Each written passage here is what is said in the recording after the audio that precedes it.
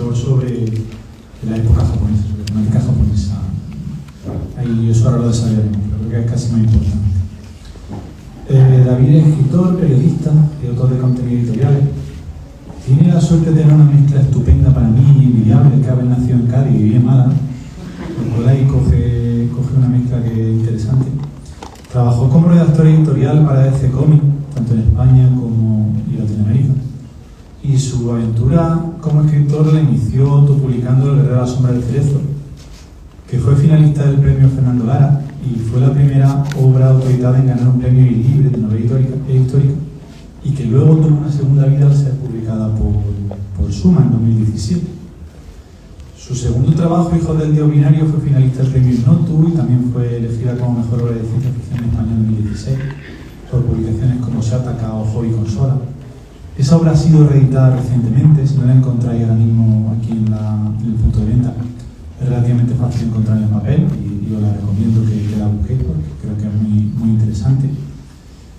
Y su tercera novela, 8 millones de dioses, encabezó la lista de las mejores novelas históricas de 2019, que elaborada por el diario 20 Minutos, que bien queda decir diario 20 Minutos, ¿verdad, Guillermo? Y se alzó con el premio, con el 10º premio Liga a la mejor novela en España. Está también relacionado que tiene Alberto Chicote entre sus lectores cero, creo que no me equivoco si hago esa afirmación. Y ahora aquí quería enlazar, una vez que termine un poco la presentación formal y antes de que entremos a hablar de la novela, en la presentación particular, y es como llegó David al certamen.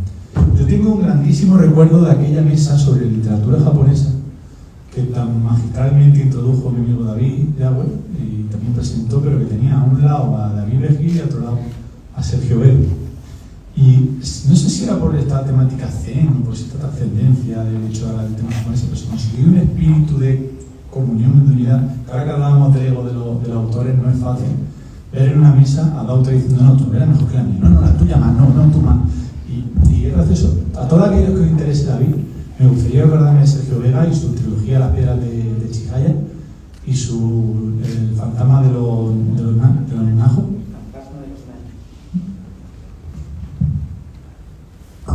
El fantasma de los años. Si os gusta la temática japonesa y habéis terminado todo de David, seguís con Sergio, que no vais a arrepentir. A mí su trilogía me gustó mucho. Y otro de los detalles que te habla un poco de cómo es David, y con la muestra se saca a gente, es que tú no te acordarás, pero delante mía, en el punto de venta, tú te acercaste a comprar novelas que Olaya García, que también está en este certamen, traía ese certamen. Y David compró la novela de Olaya, traía los libros prohibidos. Esa es una de las cosas que te la recomiendo David. Es decir, que aquí no viene solamente a leer su libro, sino que viene desde el punto de vista lector, a conocer a otros autores, a leer y que eso me llama la atención. Que un autor que compre la novela de otro habla de cómo es David. Y yo creo que ya con eso no tengo que lanzarle más alabanza. Buenas tardes, David.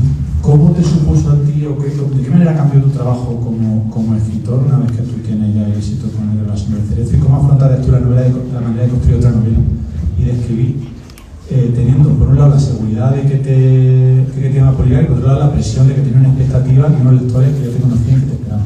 ¿Fue distinto ese trabajo? Bueno, al principio sí. Me lo han preguntado varias veces a lo largo de este fin de semana y siempre he puesto el mismo símil porque me vino a mí así a la cabeza en su momento, que es de cuando intentáis escribir cualquier nota en un cuaderno y hay alguien mirándote por encima de lo mismo que estás escribiendo, que te pone de los nervios, no inicies, que te estás sintiendo juzgado y estás escribiendo una simple nota. Pues imaginaos escribir una novela entera con miles de lectores mirando por encima del hombro, es imposible. Y la primera vez que yo sentí esa sensación fue con 8 millones de dioses, El guerrero a la sombra del cerezo.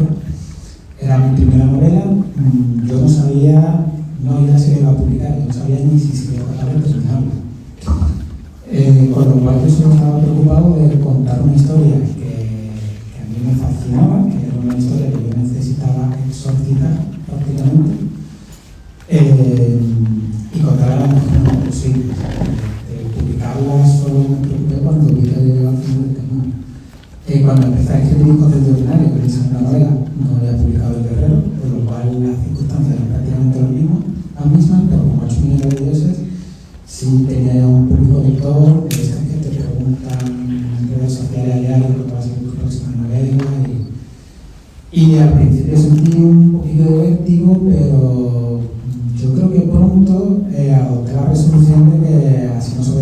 O sea, que yo lo único que me tenía que preocupar era de contar la historia que quería contar de la mejor manera posible, intentar disfrutar yo durante el proceso de escritura y tener la confianza de que si yo disfrutaba, si yo me emocionaba con esa historia que estaba escribiendo, los lectores posteriormente también se emocionarían con el libro.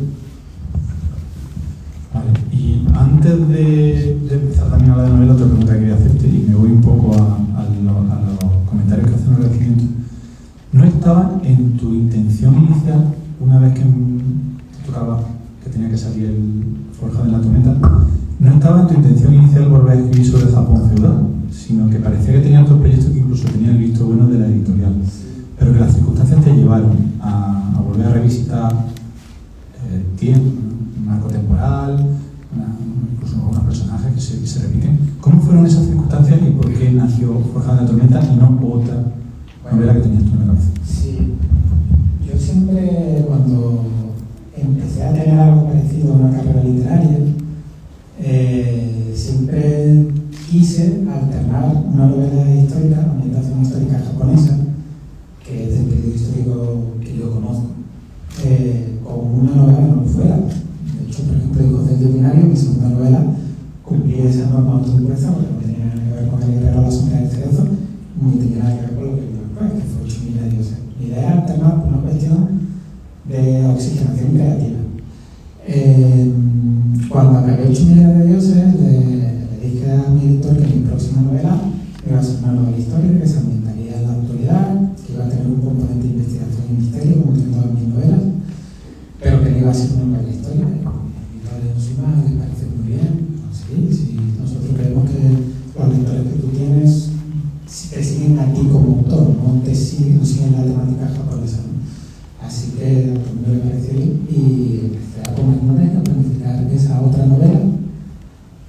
Lo que pasa es que llegó la pandemia, llegó el confinamiento, que es una cosa que se me olvidó mencionar a todo el mundo. Y en esa época tan extraña, yo lo que necesitaba era un poco de evasión. O sea, como lector me tenéis que entender. Se vendieron muchísimos más libros durante la pandemia porque la gente necesitaba escapar de sus pisos, ¿no? Escapar de sus casas, donde estábamos confinados, y evadirnos a otro mundo, de otras circunstancias. Y para mí, como autor, evadirme es irme a Japón, al fin y al cabo. Y recuperar también algunos de esos personajes que a mí me resultan tan entrañables. Entonces yo intentaba planificar una novela, pero el corazón, la imaginación se me iba al Japón medieval, que me resulta tan querido, ¿no? Con el que encuentro tanta consonancia espiritual. Y empecé a plantearme que yo no tenía una gran idea en ese momento de una novela japonesa. O sea, sentía que quería escribir otra vez algo ambientado en Japón, probablemente algo corto, me dije, para matar al gusanillo, 100 páginas a lo mejor. Y que puedo escribir algo que no sea tan largo como mi otra novela y además una cosa que ya arrastraba cuando estaba planificando esa novela que dejé en pausa, que es huir de la estructura del viaje como motor narrativo que estaba presente en mis 3 novelas anteriores. Si las habéis leído, veréis que tanto en El guerrero a la sombra del cerezo como en Hijos del Dios Binario, 8000 de dioses, los personajes que están viajando constantemente, están viajando constantemente. Y esa es una manera de estructurar una historia muy eficaz. Es muy difícil que una historia se estanque si sus personajes están moviéndose constantemente, pero yo quería desafiarme también como escritor, es decir, intentar escribir una historia divertida, entretenida, pero anclada geográficamente a un punto.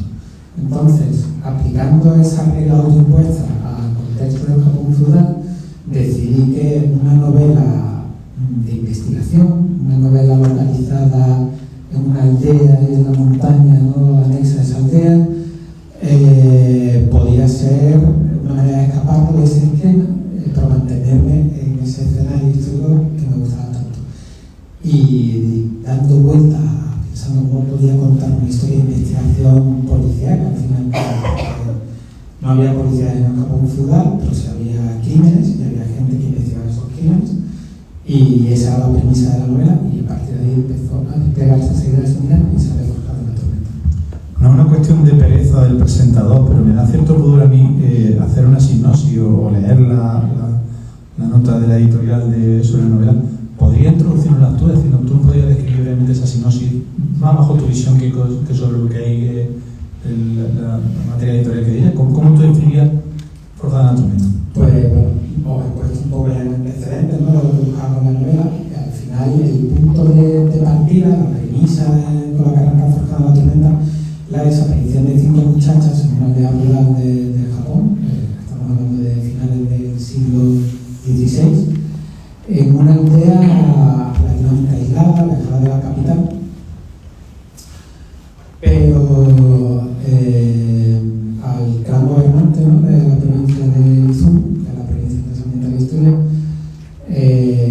no puede quedar mal con los aldeanos, ¿no?, y decide enviar a un investigador de la capital, un investigador al que envían a esta aldea casi como un castigo por su negligencia en la corte, que es Saemon Hikura, que es el maestro rastreador del clan Sugawara.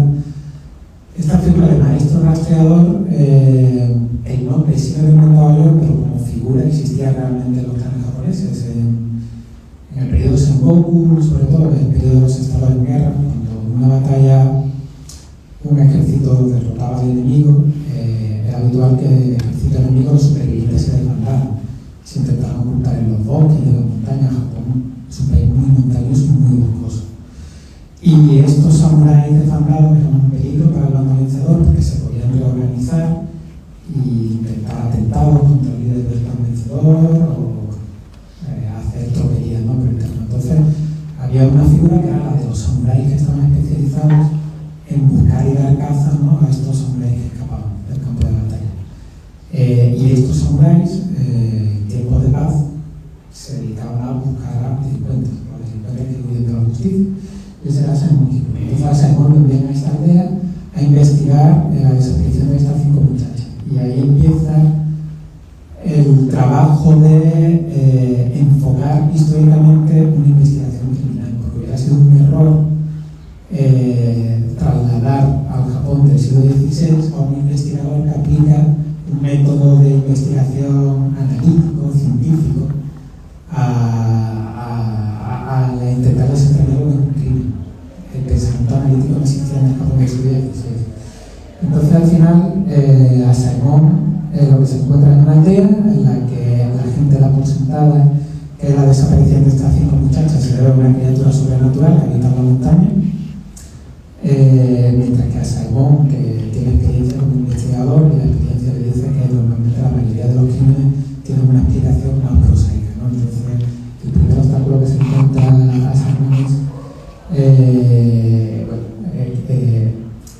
hacer que la gente colabore en su investigación y se olvide de que el culpable es una criatura sobrenatural. Y la única persona dispuesta a colaborar con él, en ayudarle en su trabajo, es Yuriko, que es la chica que tenemos en la portada.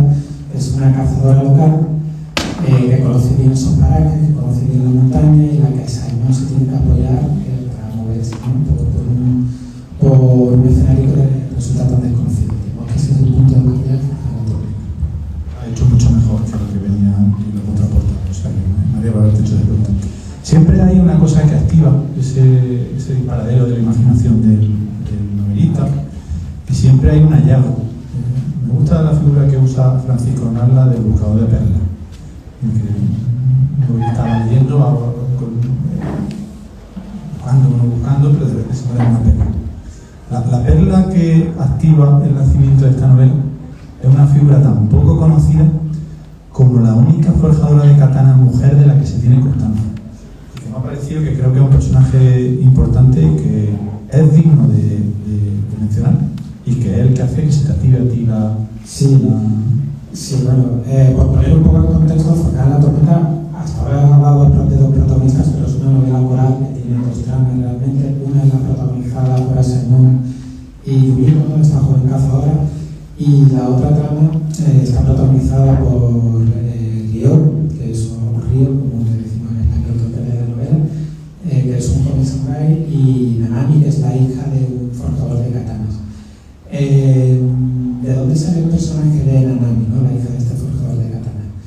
Pues está directamente inspirada en el personaje de Kunihiro, que ha mencionado Pedro, que lo descubrí durante el proceso de investigación. Yo tenía la intención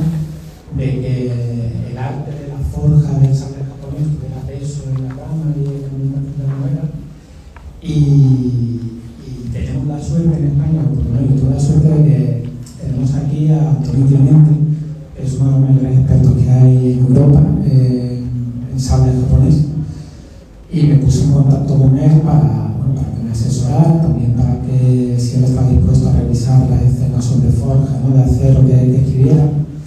Y él fue el que me puso un conocimiento de este personaje, de Nishidori, que ciertamente es la única forjadora de katana de la que se tiene constancia. La herrería era un oficio de hombres. Se sabe que Nishidori no existió porque se conservan piezas forjadas por ella. Hay un par de apuntes biográficos que algunos historiadores ponen más en duda, pero su existencia es relativamente irrefutable porque se conservan algunas de sus piezas y se conserva la firma que ella utilizaba en la espiga de estas hojas, que era Onna Kunishide, que en japonés significa mujer Kunishide. Eso como escritor es, encontrarte esto, lo que te he dicho, una perla. O sea, es una perla porque una mujer en el Japón feudal se dedica a un oficio de hombres y esté demostrado históricamente, eso ya es extraño. Pero que esa mujer además firmara las hojas que forjaba, especificando que es una mujer, cuando lo normal en aquella época hubiera intentado ocultar su condición femenina, ¿no?, que podía ser un lastre para vender, ¿no?, esas hojas que ella fabricaba. Pero ella quería que el samurái que empuñara una de sus katanas supiera que había forjado una mujer. Entonces, claro, eso ya te habla de una persona con una personalidad muy fuerte y una historia de vida que tenía que ser excepcional, a la que yo no tenía acceso.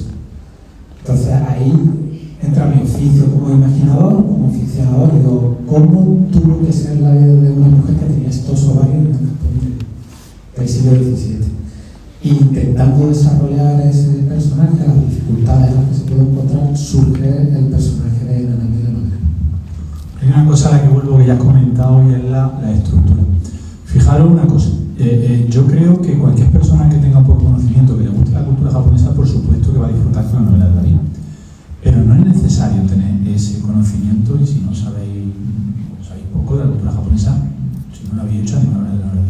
Yo tengo un amigo que vive en Algeciras y que me río de él porque a la diosa le dicen pandilla. Y él, a la diosa le dicen pandilla. Es decir, que no tiene ningún tipo de cultura japonesa más allá de la gastronómica de Pedinomba, y le encantan sus novelas. Y ese es el nivel, es decir, David es capaz de construir ese mundo en una instancia en el tiempo y en el espacio tan lejana y tan poco conocida como el Japón feudal, pero sin que sea una barrera de entrada. Y creo que para mí uno de los grandes secretos que tiene es cómo es capaz de construir una estructura narrativa que te atrapa. David es especialista en crear tramas paralelas, y eso lo hace muy bien, y es capaz de construir dos historias o varias historias que van desarrollándose a la vez, que termina un capítulo y cuando lo terminas te da coraje que no siga porque viene otra historia, pero que enseguida te engancha y que también te da coraje cuando termina, y luego otra que te ha enganchado antes, y así sigues leyendo y las tramas se te retroalimentan y tú sigues leyendo y se tienes cada vez más contento. Y en esta novela en concreto hay una pequeña variante, y es que esas dos tramas que decimos que están en la obra confluyen antes de lo esperado, y confluyen antes de lo esperado, y para mí encajan como una estructura fuera metálica, fuera una imaginación así plana, y de repente dices, pero como no he sido yo capaz de ver esto, si es que está claro que era así. Y esa manera en la que encajan es la que ayuda a construir la historia, y luego tienen un desenlace y un transcurrir común hasta el final de la novela. Para mí eso, estamos de acuerdo que aquí estamos hablando de etiquetas, los editores y los libros les gustan las etiquetas y les gusta poner aquí esto de literatura japonesa, pero para mí es una de las cosas que mejor hace David y que más me ha gustado de esta novela. Bueno, al fin y al cabo,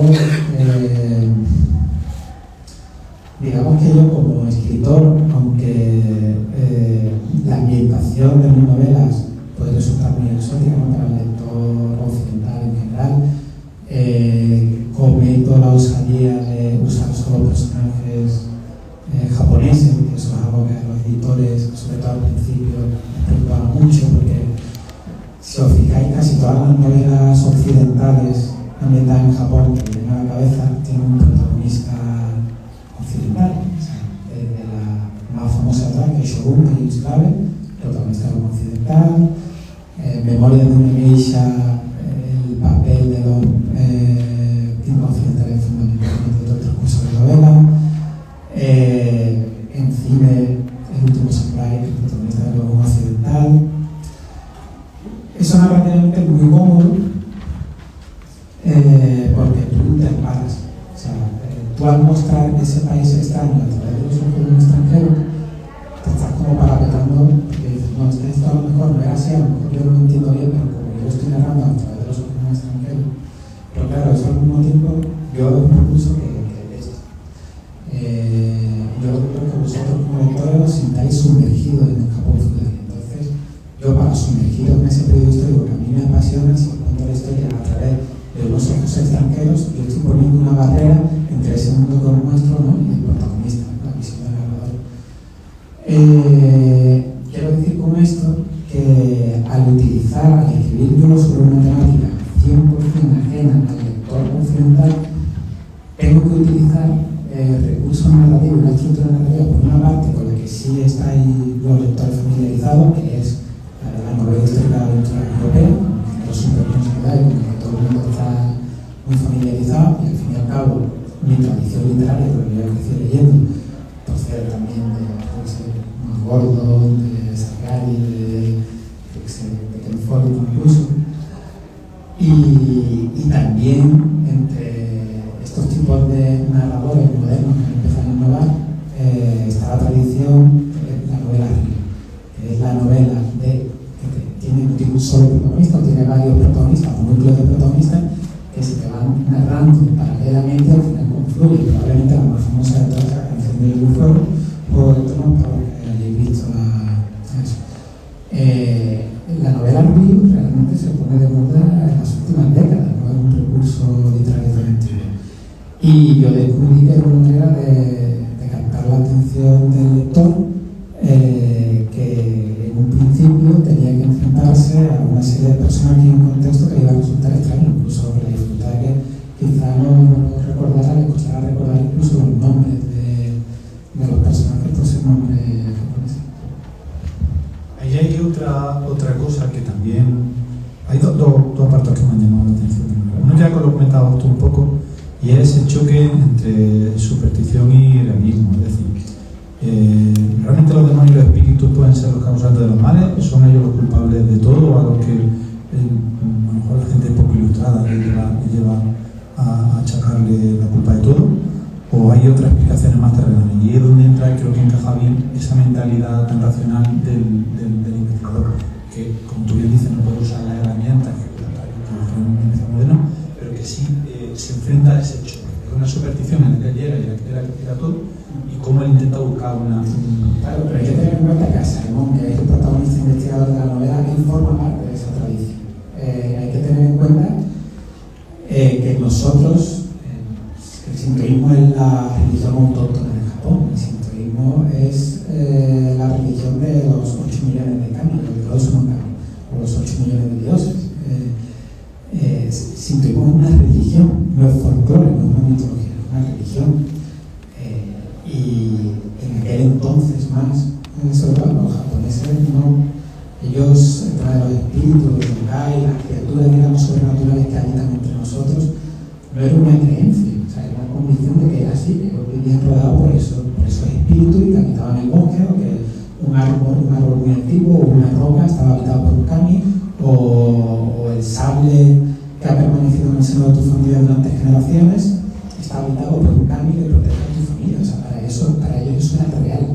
Entonces, yo en la novela lo que intento es presentar a este demonio que habita la montaña, Shikanobo japonés, como una criatura real. O sea, los aldeanos tienen la convicción de que es real, y a Saemon no puede estar convencido de que no lo sea. Lo que pasa a Saemon es que por su experiencia como investigador, por su experiencia como una persona que ha tenido que enfrentarse a la maldad humana, normalmente todo tiene una explicación mucho más sencilla que la que le tiende a dar gente que no está tan familiarizada con el crimen o la delincuencia. Entonces es el primer choque que se plantea en la novela.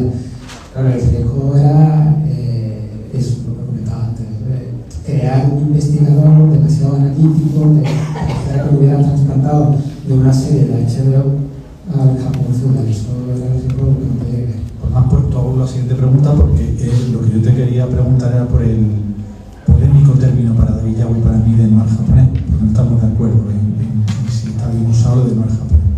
Es verdad que hay mucha tradición en asemejar las películas de samurai con el viejo este. Es decir, ahí hay películas de samurai que han sido casi copias directas de películas de samurai, incluso Kinibus tiene por ahí algún vídeo en el que dice que se ha inspirado en películas japonesas para hacer parte de su obra.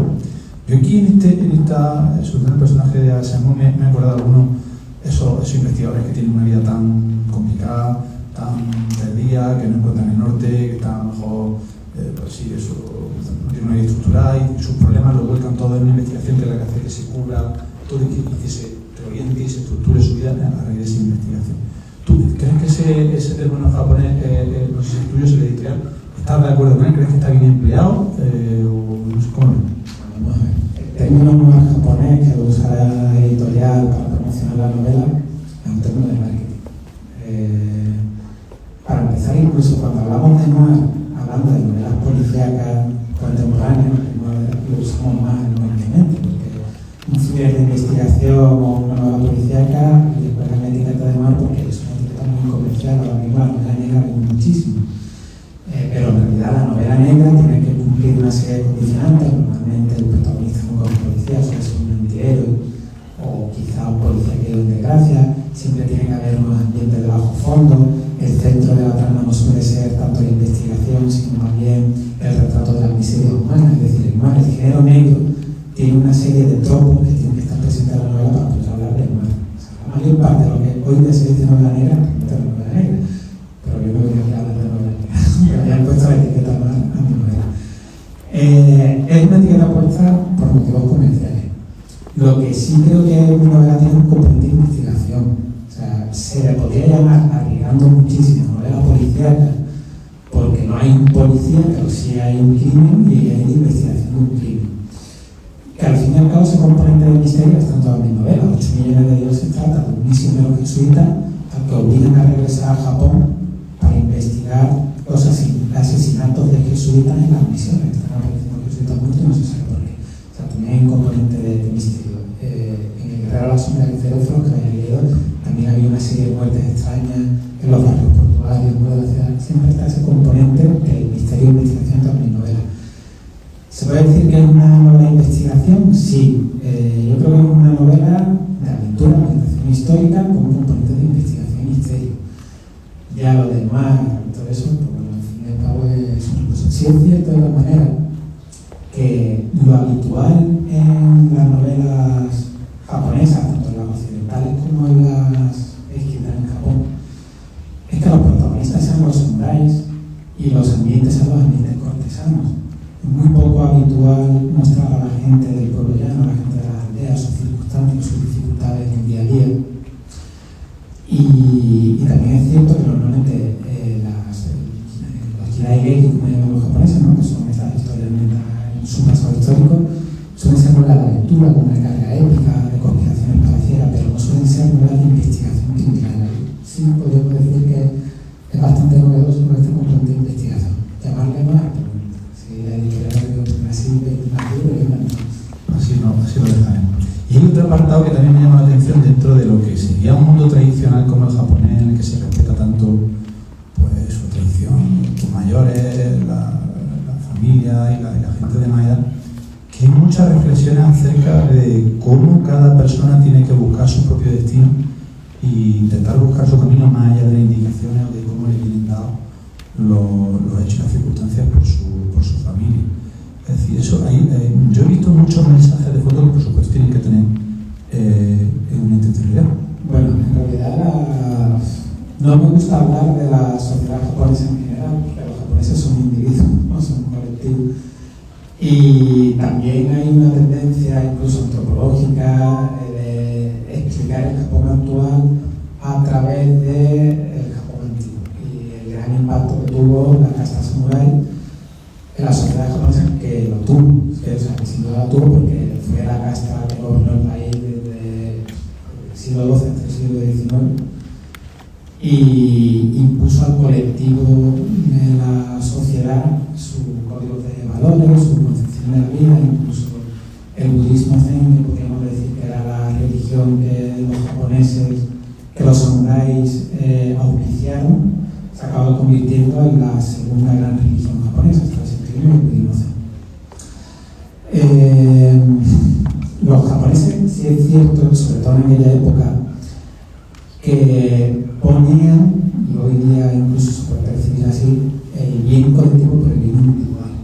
Y una de las grandes tensiones que te encuentras en la literatura japonesa, pero también que se encuentra una persona japonesa hoy día, es ese conflicto entre lo que ellos quieren o su necesidad de realizarse como individuos y lo que la sociedad les impone, o sea, lo que la sociedad espera de ellos.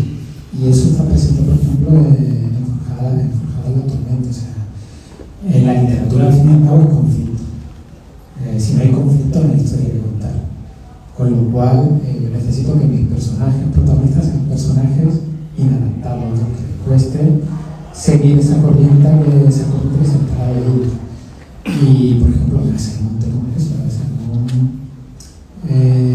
tiene muchas dudas de que merezca el lugar que ocupa, ¿no? Que lo ha heredado directamente de su padre y no sabe si es merecedor de ese lugar. Al mismo tiempo se siente atado a esas obligaciones por la memoria de su padre, pero le gustaría liberarse de todo eso. En El guerrero a la sombra del cerebro tenemos un protagonista que es Ikeda, que se queda huérfano a los 9 años y al que educan para un camino de venganza, que educan para cometer una venganza a la que está obligada por ley y tradición. Pero a mí lo que me atraía del personaje de Seizo Ikeda es que era el primer protagonista que yo conocía de una venganza que no quería llevarla a cabo. O sea, Seizo se ve obligado a su camino de venganza, pero ella no siente odio hacia aquellos que matan a su familia porque apenas lo recuerda. Entonces, claro, este tipo de conflicto entre el giri, como llaman los japoneses, el deber que te compromete, y lo que tú quieres hacer para realizarte como individuo, yo creo que es un motor muy potente a la hora de construir personajes. Estamos ya casi aproximándonos al final. ¿Podemos dejar espacio por si tiene alguna pregunta, algún comentario, cualquier cosa que queráis decir hoy? O si no, sigo yo, Por interno.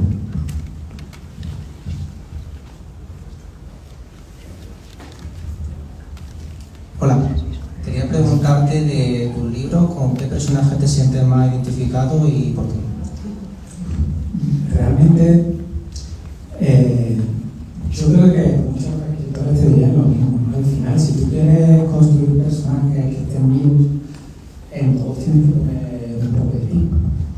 Eso no significa que tus personajes sean como eres tú. Eso significa lo contrario. Si tú quieres crear un personaje mezquino, que sea odioso, pues como escritor te dedicas a recopilar esos pensamientos mezquinos que todos tenemos a lo largo del día y que normalmente intentamos cumplir hacia abajo. No piensas esto está mal, o esto es malo, ¿no? O sea, impones tu ética, ¿no? Cuando tú has cambiado, intentas imponerlo, ¿no? A esas pulsiones básicas, negativas que tenemos. Si yo quiero crear un personaje mezquino que todos acabéis odiando, lo que hago es ¿qué pasaría si esos pensamientos mezquinos yo le diera rienda suelta, ¿no? Y me comportara en base a esa pulsión tan primaria, ¿no? Entonces lo exagero, aplico eso a un personaje y al final ese personaje tiene algo de mí, no significa que sea como yo. Pues eso pasa con casi todos los personajes. Para que estén vivos le tienes que prestar un poco de tu alma si quieres que tengan ganas. Y luego también tienes que echar una porción de imaginación y latir, ¿no? Para que ese personaje tenga personalidad propia. Cuando me preguntan ¿qué personaje tiene narrativo? ¿Cuál es tu personaje favorito? Es complicado. Yo suelo decir que personaje favorito a lo mejor no sé, hay muchos que disfruto escribiendo. Con esta novela he disfrutado de los 4 protagonistas, he disfrutado bastante, ¿verdad? Pero probablemente la dinámica entre personajes de la que estoy más orgulloso es la de Martín Ayala y Kenjiro en 8 millones de dioses, porque no es solo lo que tienen ellos como personajes, sino lo que crean entre los dos. Y me emociona, o sea, a veces hablo de ellos y me emociona recordarlo, porque para mí están, o sea, los que ellos, los chulos, o sea, que son una construcción de mi imaginación, pero para mí están muy vivos y es muy curioso este cariño que yo acabo tomando a mis personajes, lectores, cuando acaban mis novelas, dicen, no, pero tú dejas abierta la puerta para una continuación, ¿verdad? Y siempre explico lo mismo, que no. O sea, todas mis novelas están cerradas, son autoconclusivas. Yo la historia que te empiezo a contar en la página 1 está completamente cerrada en la última página. Lo que pasa es que yo le dejo una puerta abierta a mis personajes para tener la sensación de que ellos van a tener más vida más allá de mi historia. No son una herramienta que yo haya utilizado y su razón de ser acaba en esta novela que yo he escrito. A mí me gusta pensar que van a vivir más aventuras, que van a tener una vida apasionante, más allá de lo que he contado de ellos, porque me siento agradecido a ellos y quiero despedirme de esa manera cuando cierro el libro.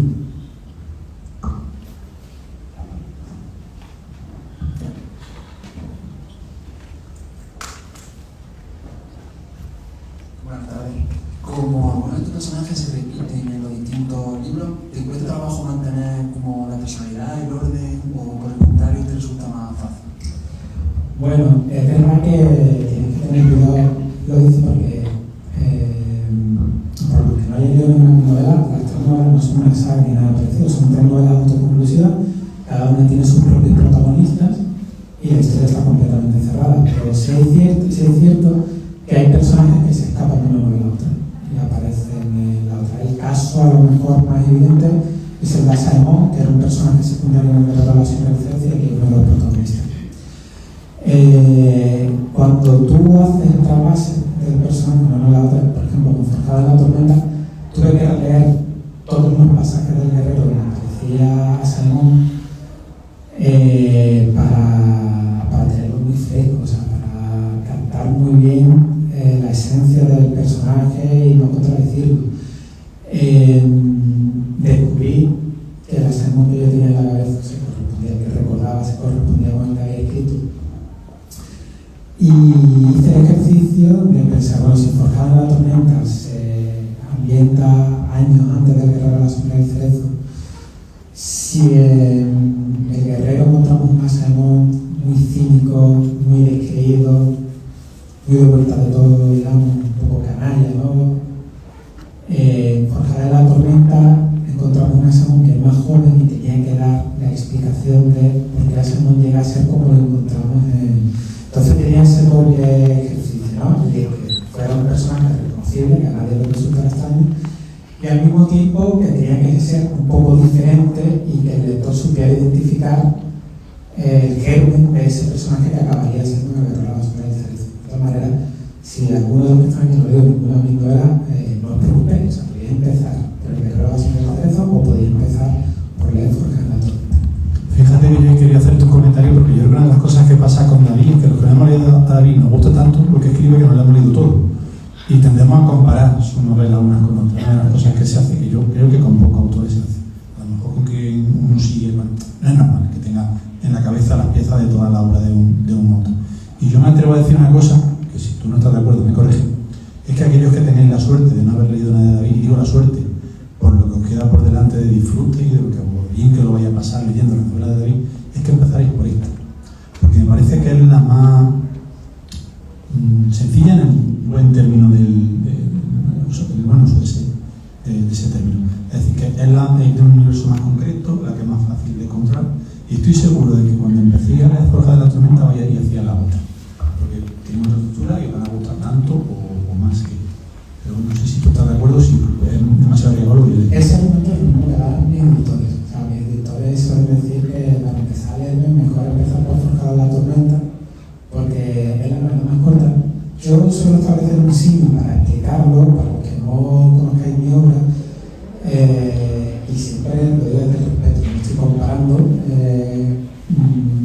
pero intento explicar que el Guerrero de la Sombra del Cerezo y 8 millones de dioses son dos novelas con una escala muy grande, muy épica, que yo las escribí, no sé, como concebidas como el cine de John Ford o de David Lynch, ¿no? Una cosa más grande que la vida.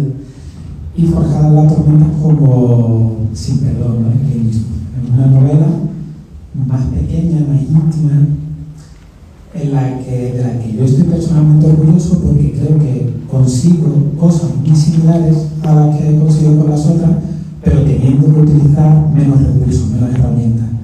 Entonces yo siento que es como una novela más sofisticada, que siento que domino mejor las herramientas de mi oficio, que es el de narrar. percepción, mi opinión, y no significa absolutamente nada. Es la mía, igual que la opinión de Pedro. Cualquiera que haya leído mi otra novela, ¿no? Por supuesto que la primera que hay que leer es Guerrero de la Superinteligencia, es la primera. Y probablemente es la novela de mi novela que, al ser la primera y la que tuvo gran éxito, ¿no? Sigue siendo mi novela más leída, probablemente.